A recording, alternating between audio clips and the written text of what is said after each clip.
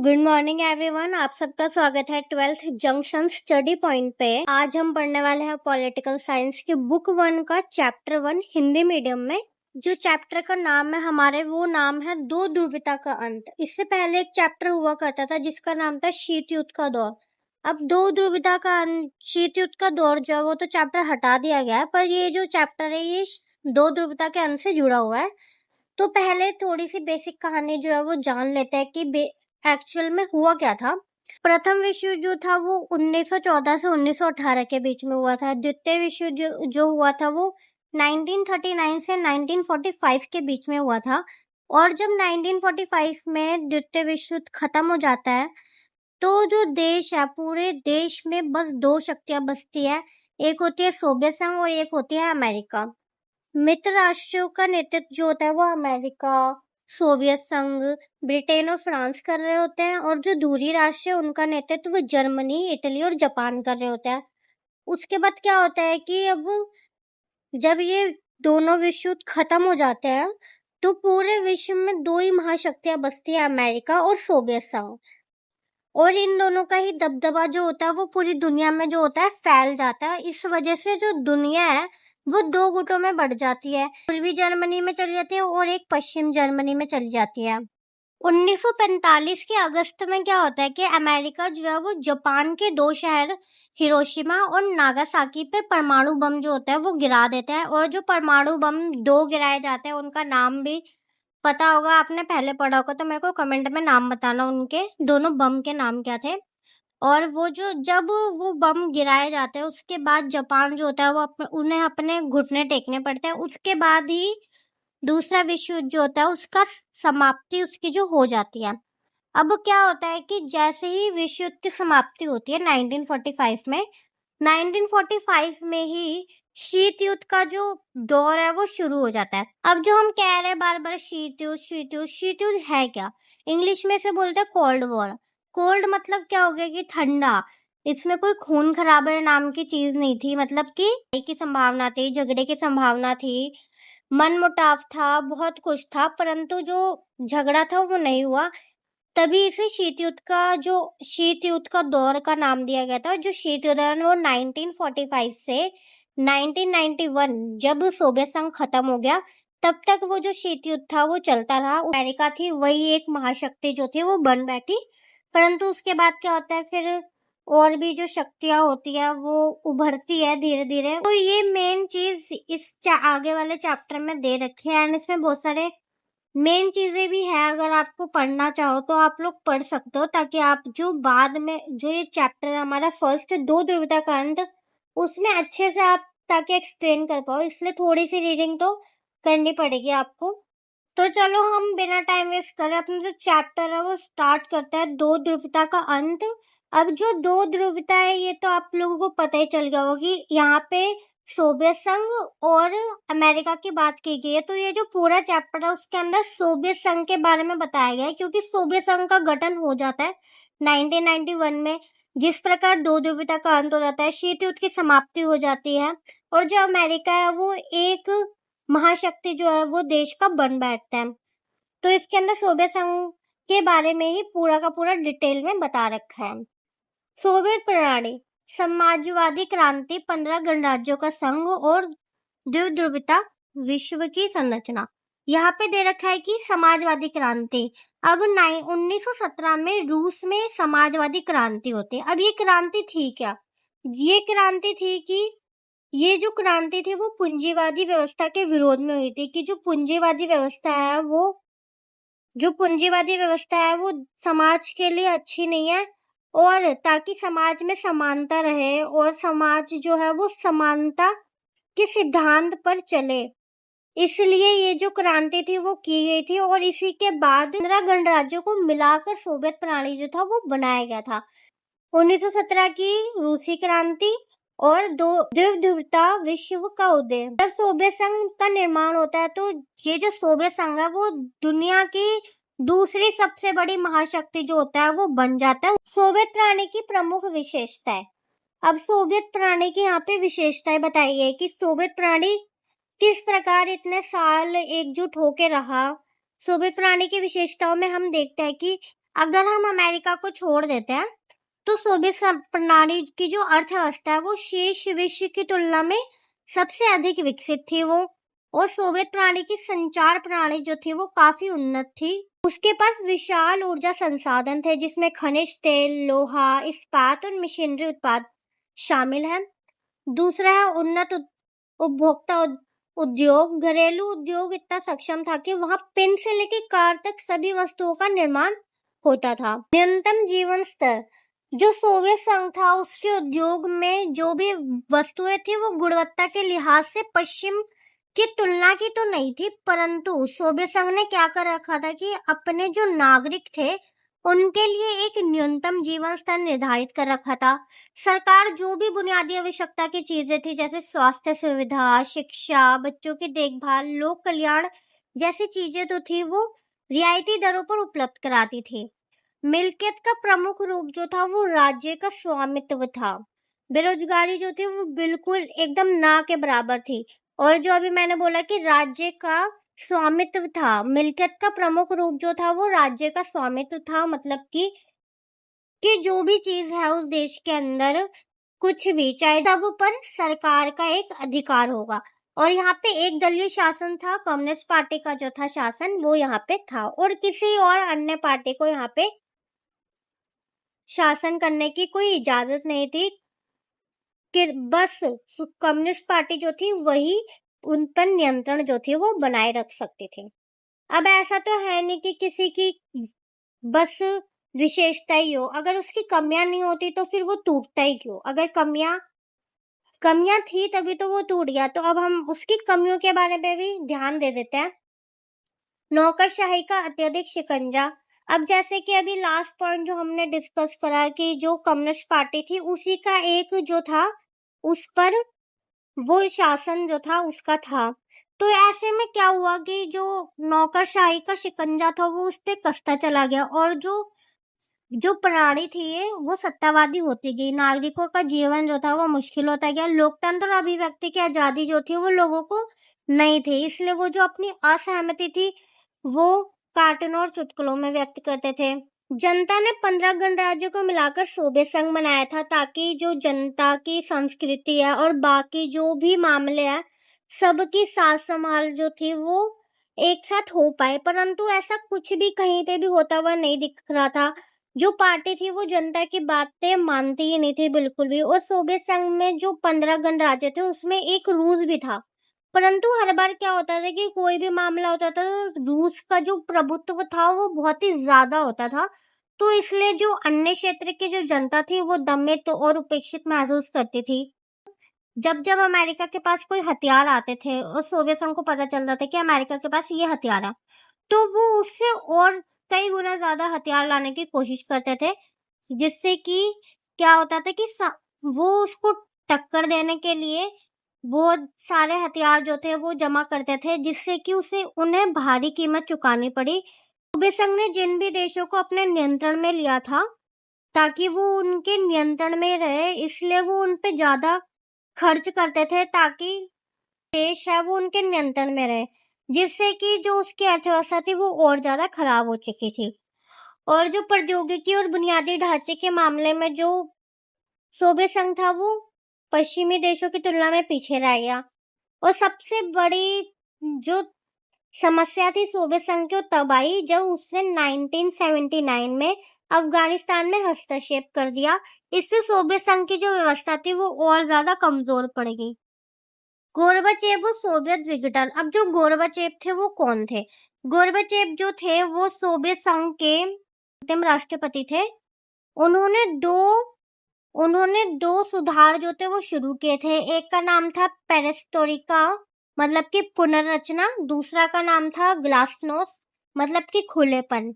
और ये जो दोनों उन्होंने शुरू किया था उसके बाद ये जो थे मिखाइल गोर्बाचेव वो चाहते थे कि सोवियत संघ जो है वो उसको लोकतांत्रिक रूप दिया जाए और सोवियत संघ में बहुत ही ज्यादा सुधार की आवश्यकता थी। उन्हें ऐसा लगता था और नागरिकों का भी ऐसा ही लगता था, परंतु जब वो राष्ट्रपति बने तब तक बहुत ही ज्यादा देर हो चुकी थी, जिस वजह से जो नागरिक थे उन्हें अब इस व्यवस्था में और रहना ही नहीं था। और जब मिखाइल गोर्बाचेव ने लोकतांत्रिक रूप देने के लिए कदम उठाए परंतु जो पार्टी के अन्य जो भी लोग थे वो उससे असहमत थे, जिस वजह से गोर्बाचेव को सोवियत संघ के विघटन के साथ जोड़कर देखा गया कि वही सोवियत संघ का जो पतन है वो हुआ, परंतु ऐसा नहीं था। गोर्बाचेव उसमें सुधार लाने की कोशिश कर रहे थे। गोर्बाचेव की सुधार नीतियां पेरेस्ट्रोइका, पुनर्रचना, ग्लासनोस्ट खुलापन और 1989 बर्लिन की दीवार गिराना। पेरेस्ट्रोइका, इसमें गोर्बाचेव ने क्या किया था कि 1985 में मिखाइल गोर्बाचेव ने अर्थव्यवस्था और राजनीतिक ढांचे के पुनर्निर्माण के लिए यह जो नीति थी वो लागू की थी, और खुलापन की जो नीति थी वो नागरिकों को अभिव्यक्ति की स्वतंत्रता देने के, लोकतांत्रिक मूल्य को बढ़ावा देने की पहल जो थी वो उन्होंने करी थी। और 1989 में 9 नवंबर 1989 में जो बर्लिन की दीवार थी वो भी गिरा दी गई थी। ये सारे जो सुधार थे वो उन्होंने किए थे। सोवियत संघ का विघटन 1991 में दिसंबर में होता है। विघटन के बहुत सारे कारण थे, जैसे कि अभी जो कमियां है ना, अभी जो हमने कमियां पढ़ी थी पीछे, वही सब कारण थे, बस उसमें कुछ और भी चीजें जो है वो ऐड कर रखी है। जैसे कि जो सोवियत संघ की राजनीतिक और आर्थिक संस्थाएं थी वो आंतरिक कमजोरी के कारण लोगों की आकांक्षा जो थी उन्हें पूरी नहीं कर सकती थी, और उपभोक्ता वस्तुओं का बड़ा अभाव हो गया था। बेरोजगारी जो थी वो बढ़ती जा रही थी। पहले जहाँ बेरोजगारी बिल्कुल भी नहीं थी, अब वही जो बेरोजगारी थी वो बढ़ती जा रही थी। और कम्युनिस्ट पार्टी का एक अधिकार जो था वो था, जनता ये नहीं चाहती थी कि कम्युनिस्ट पार्टी का अधिकार, कम्युनिस्ट पार्टी जो थी वो जनता की जो भी समस्याएं थी उन्हें मानने से इनकार कर रही थी। उनकी समस्याओं का कोई भी हल जो थी वो नहीं निकाली थी। विघटन के वैश्विक परिणाम। अब विघटन के परिणाम क्या क्या हुए? शीत युद्ध की समाप्ति हुई, एक ध्रुवीय विश्व का उदय। क्या पहले जहाँ सोचती थी कि कौन सी विचार जो है वो सही है, क्या पूंजीवाद प्रणाली सही है, क्या समाजवादी प्रणाली सही है, तो अब उन्हें समझ आ चुका था कि जो समाजवादी प्रणाली है वो अब सही नहीं है उतनी जितनी पूंजीवादी प्रणाली है। और हथियारों की होड़ जो थी वो भी समाप्त हो जाती है। सोवियत संघ का अंत हो जाता है और 15 जो नए देश थे उनका उदय होता है। 15 देशों को बनाकर बना था वो, उसके पतन के बाद 15 जो नए राज्य थे उनका उदय जो होता है वो होता है। शॉक थेरेपी के गंभीर परिणाम। अब जो जैसे ही सोवियत संघ का पतन होता है तो नागरिक तो पहले ही सोच लेते, नागरिक जो होते हैं वो सोचते हैं कि समाजवाद तो सही नहीं है, तो वो क्या करते हैं कि पूंजीवाद अपनाना चाहता है। पूंजीवाद अपनाने के लिए वो शॉक थेरेपी का जो मॉडल है, जो कि विश्व बैंक और अंतर्राष्ट्रीय मुद्रा द्वारा दिया गया था मॉडल, ये उसे वो जनता जो है वो सारी की सारी उसे अपना लेती है। इतिहास की सबसे बड़ी ग्रास-सेल। उसके बाद क्या होता है कि अब जो शॉक थेरेपी होती है उसकी भी कुछ विशेषताएं जो होती है वो होती है, जैसे कि मिल्कियत का सबसे प्रभावी रूप निजी स्वामित्व होगा, मतलब कि जो भी चीजें हैं उस पे निजी स्वामित्व होगा, और जो राज्य की संपदा के निजीकरण हो गया। सामूहिक फॉर्म को निजी फॉर्म में परिवर्तित किया गया। जो भी पहले सामूहिक चीजें थी उन सबको निजी में वो परिवर्तित किया गया। शॉक थेरेपी को अपनाने के बाद उनकी जो अर्थव्यवस्था होती है वो पूरी तरह से तहस नहस हो जाती है। जनता को बर्बादी की मार जो होती है वो सहनी पड़ती है, और रूस में जो औद्योगिक ढांचा होता है उनका वो पूरी तरह से चरमरा उठता है। 90% तो उद्योग जो होता है वो निजी हाथों या कंपनियों को बेच दिए जाते हैं, वो भी औने पौने दामों पर। इसलिए इसे इतिहास की सबसे बड़ी ग्रास सेल कहा जाता है, क्योंकि जो भी उद्योग थे वो सब कुछ ऐसे ही इतने कम दाम पर बेच दिए गए थे जो कि बहुत ही महंगे थे। इससे पहले नागरिकों को जो अधिकार पत्र जो था वो प्रदान किया गया था, परंतु क्या होता है कि बहुत ज्यादा धन की जब आवश्यकता पड़ती है नागरिकों को तो वो अपने अधिकार पत्र जो होता है वो बेच देता है। इससे क्या होता है कि रूसी मुद्रा जो होती है रूबल, उसमें नाटकीय गिरावट आती है। 1999 में जो भी सकल घरेलू उत्पाद था वो 1989 से कई अधिक नीचे आ जाता है इस वजह से, और इस वजह से जो नागरिक थे उन्हें और भी ज्यादा भारी मार जो थी वो सहनी पड़ती है। साम्यवादी देशों में संघर्ष। अब जैसे ही ये सब कुछ होता है तो संघर्ष और तनाव जो होता है वो बहुत ही ज्यादा बढ़ जाता है हद तक। रूस में हिंसक आंदोलन होता है, रूस के चेचन्य और दागिस्तान में हिंसक अलगाववादी आंदोलन होते हैं। उसके बाद मध्य एशिया में संकट होता है, ताजिकिस्तान में 1991 से 2001 तक, मतलब कि 10 वर्ष तक पूरे जो गृह युद्ध होता है वो चलता रहता है। इस पूरे क्षेत्र में कई सांप्रदायिक संघर्ष जो होते हैं वो चल रहे थे। युगोस्लाविया का विखंड, जातीय संघर्ष के कारण युगोस्लाविया कई नए स्वतंत्र देशों में जो था वो टूट जाता है। मध्य एशिया गणराज्यों में क्या होता है कि मध्य एशिया गणराज्यों में हाइड्रोकार्बनिक पेट्रोलियम संसाधन का विशाल भंडार है, जिस वजह से उन्हें लाभ होना चाहिए था, परंतु उन्हें बहुत ही ज्यादा नुकसान होता है। इस नुकसान के कारण ये होता है कि इन गणराज्यों में अधिक लाभ तो हुआ, परंतु क्या होता है कि बहुत सारी तेल कंपनियां जो होती है और बहुत सारे जो क्षेत्र होते हैं जैसे रूस, चीन, अफगानिस्तान, ये इन सब से सटा हुआ होता है ये क्षेत्र। पूर्वी यूरोप में चेकोस्लोवाकिया शांतिपूर्व जो होता है वो दो देशों में चेक और स्लोवाकिया में जो होता है वो बढ़ जाता है। तो बहुत ही ज्यादा संघर्ष जो होता है वो इधर होने लग जाता है। और जो हमारा लास्ट टॉपिक है उस टॉपिक का नाम है भारत और रूस का संबंध। भारत और रूस का संबंध आप लोगों को भी पता होगा कि अभी भी बहुत ही ज्यादा अच्छा है और पहले के मुताबिक बहुत ही ज्यादा मजबूत है ये संबंध जो है, ऐतिहासिक घनिष्ठता। भारतीय हिंदी फिल्म के जो भी अभिनेता है जैसे कि राज कपूर से लेके अमिताभ बच्चन, उधर रूस में ये सब जो घर घर में जाने जाते हैं। और भारत और रूस जो होता है उन दोनों का ही सपना होता है कि बहुद्रव्य विश्व बने। बहुद्रव्य विश्व से इन दोनों देशों का अभिप्राय ये है कि अंतर्राष्ट्रीय क्षितिज पर कई शक्तियां जो है वो उपस्थित हो, सुरक्षा की सामूहिक जिम्मेदारी हो और क्षेत्रीयों को अधिक स्थान मिले। अंतर्राष्ट्रीय संघर्षों का संबंध जो है वो बातचीत के द्वारा। तो भारत और रूस के जो